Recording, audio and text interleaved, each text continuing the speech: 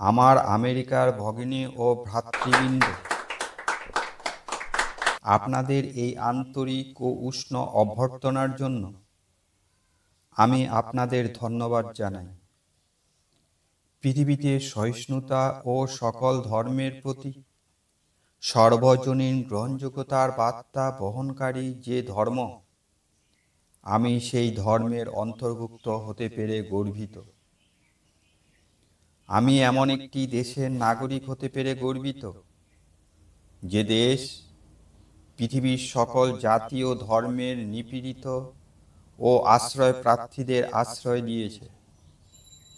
আমি আপনাদের বলতে গর্ব অনুভব করি যে আমরা কেবল সর্বজনীন সহনশীলতায় বিশ্বাস করি না, বরং আমরা সকল ধর্মকেই সত্য বলে গ্রহণ করি।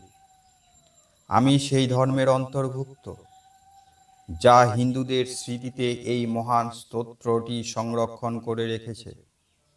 রুচিনাং বৈচিত্রা দ্রিজু কুটিল নানা পথ জুষান নৃণামেকো গম্যস্তমসি পয়সার মন বইব।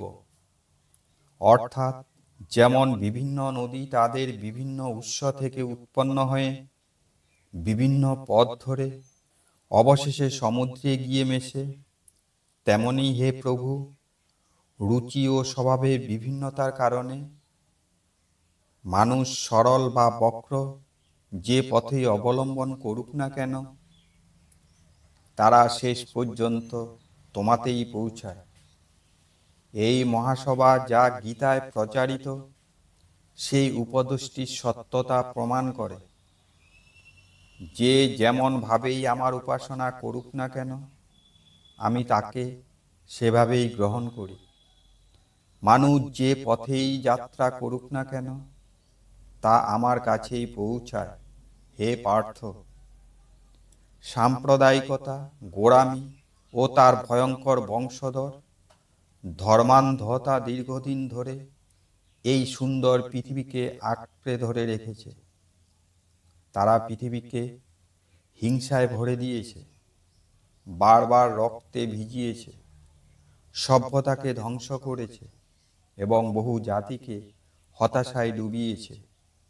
এই ভয়ঙ্কর পিশাচগুলি না থাকলে মানব সমাজ আরও কত বেশি উন্নত হতে পারত। কিন্তু আজ তাদের সময় শেষ হয়েছে। আমি আন্তরিকভাবে আশা করি এই ধর্ম মহাসভার সম্মানার্থে যে ঘণ্টাগুলি বেজেছে, তা সকল প্রকার ধর্মান্ধতা, তরবারির দ্বারা বা লেখনীর মাধ্যমে হওয়া সকল প্রকার নিপীড়নের এবং একই লক্ষ্যের দিকে এগিয়ে যাওয়া মানুষদের মধ্যে সকল প্রকার খারাপ অনুভূতির বিনাশ ঘোষণা করুক।